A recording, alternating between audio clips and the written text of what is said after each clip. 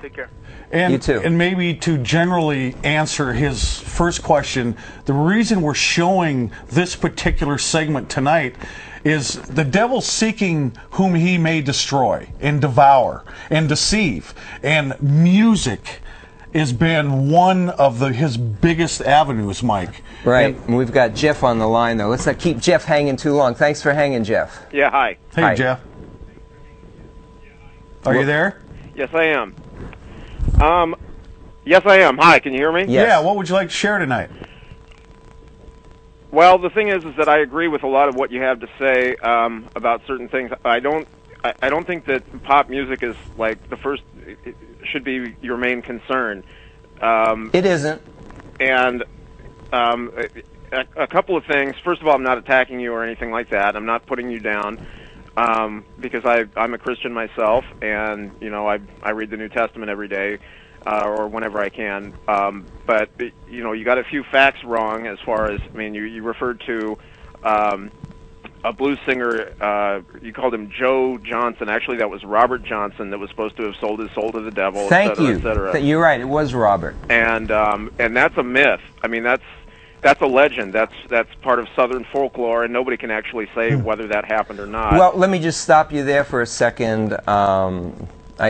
Jeff. Thank you, Jeff.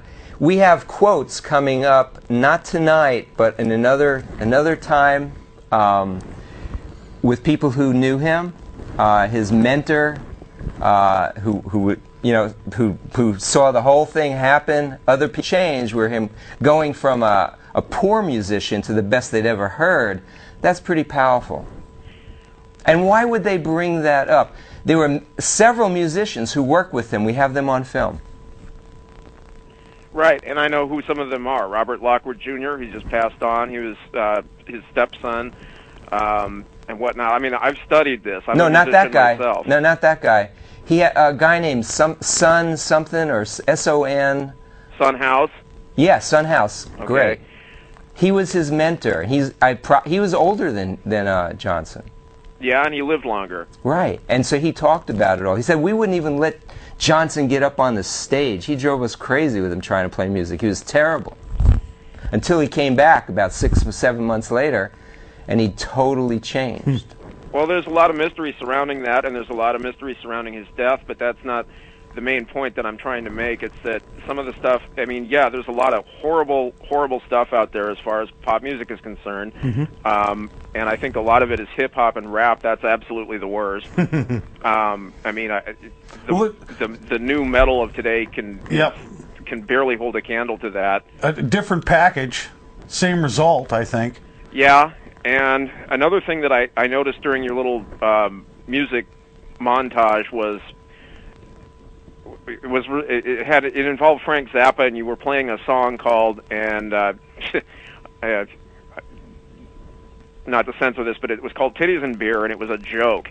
And Frank Zappa wasn't wearing a devil mask. That was his drummer, Terry Bozzio. And it wasn't about embracing Satanism or anything. It was about just, an idiot biker on the road. That's what that song was about. That's all it is. We have footage of other guys who are very open about. In fact, the next segment we're going to show right now has Carlos Santana at the concluding part of it talking about a demon called Mellotron. He doesn't call it a demon. It's a spirit that he invokes.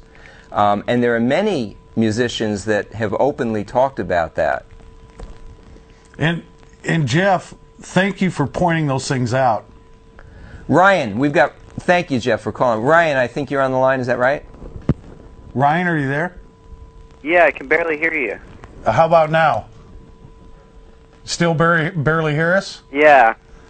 Okay. Well, what did you want to say? Well, I had a comment about Slayer. Okay.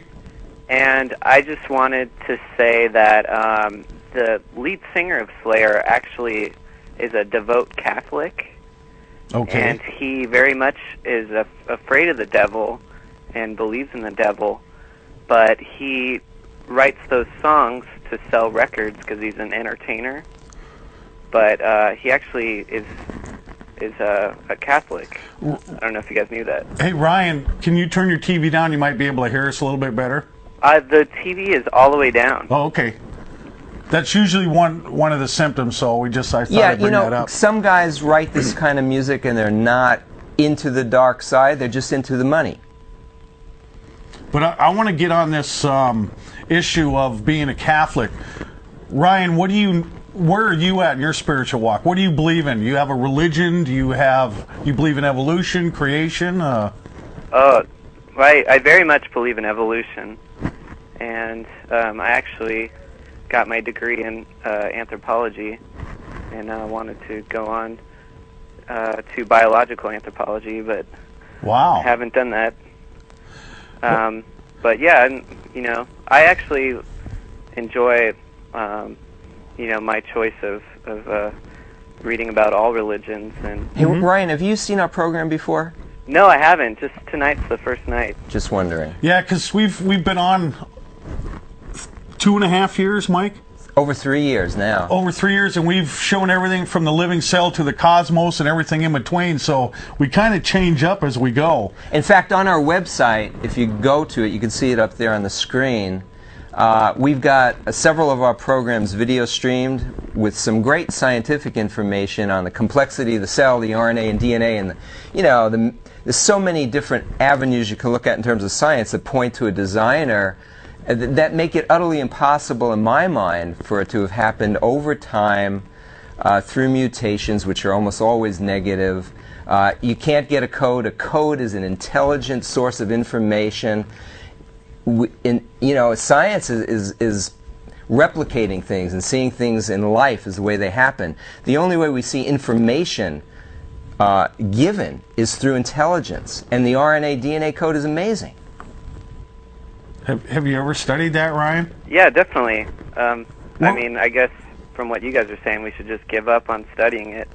Well, no, we're not saying that at all. No. The founders of every branch of science were Christians who read the Bible and said, wow, God did it. But that's why they even got into checking it out. They said, there must be a pattern here if God put it together. He's given us minds. He has a mind. He must have put it together in a way we can figure out. And Western civilization did that. No other civilization did. And so, Isaac Newton, Michael Faraday, Robert Boyle, James Clerk Maxwell, they gave the glory to God. They read the Bible all the time, and they're the ones who discovered all the bases of science, everything. And Ryan, you've heard of Michael Behe, haven't you? Yeah, definitely. Yeah, well, he was raised in evolution and science evolution, and what stopped him in his tracks is when he studied that bacterial flagellum and the flagellum motor. So science is a great avenue to actually seek the truth, is what we've been finding out over the last couple of years. So, do you guys believe that that species cannot change? That it's all God that changes them? That they're there is no evidence in science other than a wild theory that you can go, for instance, as the evolutionists say, from a reptile to a bird. The amount of enormous change that's required, there are no transitional forms in the fossil record to give any evidence of it. That was a great theory that Darwin had. It's just that it's been proved wrong on every point. And even in Darwin's own book, he said if you don't find millions of transitional fossils, he said, my theory, he said, throw it out the window. Well, Darwin said everything. That's the problem with Darwin. Yeah, he did. But I mean, you can. Well, no, he didn't say everything. He said everything. He didn't say everything. I mean, he said that he believed that, Have you read The Origin of Species? I've looked. No, I've been taught evolution. You should really read it, because he actually brings God in at some point, and it's a pretty interesting book. He's not the best scientist. He's kind of all over the place. Well, what I wanted to say is that when a cell replicates, that there's actually mutations that happen. Like, do you guys believe that there's a mutation that occurs? Is it a beneficial mutation? It can be either way. Give an example of a beneficial mutation. A beneficial mutation? Yeah. One example. One example. Mm-hmm. Gosh. I would say